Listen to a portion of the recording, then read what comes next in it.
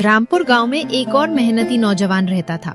उसका नाम था सूरज। वो गांव के ही मुखिया के बिरयानी के ठेले पर काम करता था। सूरज के हाथ की बिरयानी पूरे गांव में मशहूर थी। लोग दूर दूर से खाने आते थे। उस दिन सूरज ठेले के पास खड़ा होकर बड़े ध्यान से बिरयानी पका रहा था। तभी अचानक मुखिया जी तेज कदमों से आए और कठोर स्वर में बोले, अरे सूरज, ये बिरयानी खत्म होते ही घर आ जाना, कुछ काम है तुम्हारे लिए। मगर मुखिया जी, बिरयानी खत्म होते होते रात हो जाती है, फिर मैं बहुत थक जाता हूँ। मुखिया जी का चेहरा गुस्से से लाल हो गया। तो क्या हुआ? जब तुम्हारे पास कुछ नहीं था तब मैंने ही तुम्हें रहने को घर दिया, 2 वक्त का खाना दिया, ये सब यूं ही नहीं मिला तुम। सूरज चुप हो गया। उसकी आंखों में एक अजीब दबाव झलक रहा था।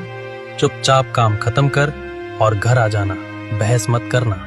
ये कहकर वे ताना भरे और वहाँ से चले गए। थोड़ी देर बाद गांव का एक आदमी सूरज के पास आया। अरे सूरज, बुरा मत मानना, पर ये मुखिया जी के पास काम करना छोड़ दे। तू इतनी बढ़िया बिरयानी बनाता है, अपना खुद का ठेला खोल भाई, खूब चलेगा। नहीं भैया, ऐसा नहीं कर सकता। मेरी बहुत कीमती चीज मुखिया जी के पास है। जब तक वो नहीं मिल जाती मैं कहीं नहीं जा सकता। वह आदमी हैरान हो गया।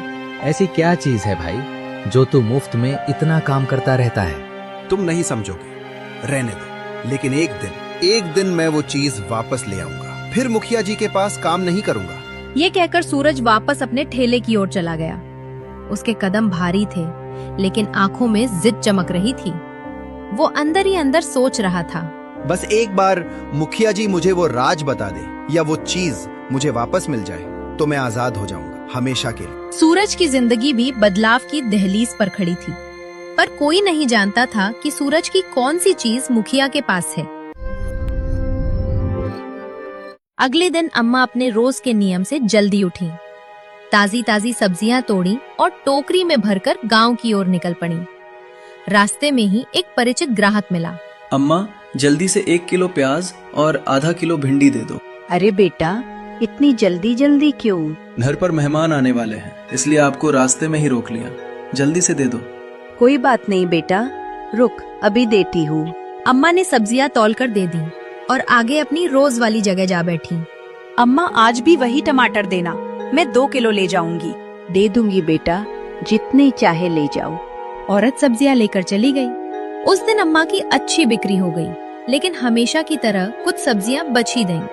चलो आज कुछ नया करते हैं, देखते हैं कोई ठेले वाला सब्जियां लेता है क्या। ऐसा सोचकर अम्मा एक ठेले पर पहुंची। वो पाव भाजी का ठेला था। जैसे ही अम्मा पास पहुंची, ठेले वाला बोला, अम्मा बताओ, कैसी पाव भाजी बनाऊं, बटर वाली या स्पाइसी? अरे बेटा, मैं पाव भाजी खाने थोड़ी आई हूँ, मैं तो ये बची हुई सब्जियां बेचने आई हूँ। अरे अम्मा, मैंने तो सुबह ही सब्जियां ले ली थी। बेटा, अगर ले सको तो ले लो, आधे दाम में दे दूंगी। ये सुनकर ठेले वाला खिल उठा। अम्मा, आधे दाम में? फिर तो ठीक है। पूरी टोकरी कितने में दोगी? बस 50 रुपए दे दो बेटा। सौदा जबरदस्त है, दे दो दे दो। ठेले वाले ने तुरंत पैसे निकाल कर दे दिए। अम्मा ने सारी सब्जियां उसे थमा दी, फिर उत्सुक होकर पूछ बैठी, बेटा एक बात बताना, मैंने जो पूरी टोकरी दी उससे कितने रुपए की पाव भाजी बनेगी? अम्मा, कम से कम 500 रुपए की तो आराम से बन जाएगी। ये सुनकर अम्मा हैरान रह गईं। इतना मुनाफा? अम्मा वहाँ से चल दी, लेकिन मन में ठेले वाले की बात घूमती रही। रास्ते में उन्हें सूरज का बिरयानी वाला ठेला दिखा। वहाँ भारी भीड़ थी। अम्मा ने भीड़ देखी और मन में सोचा,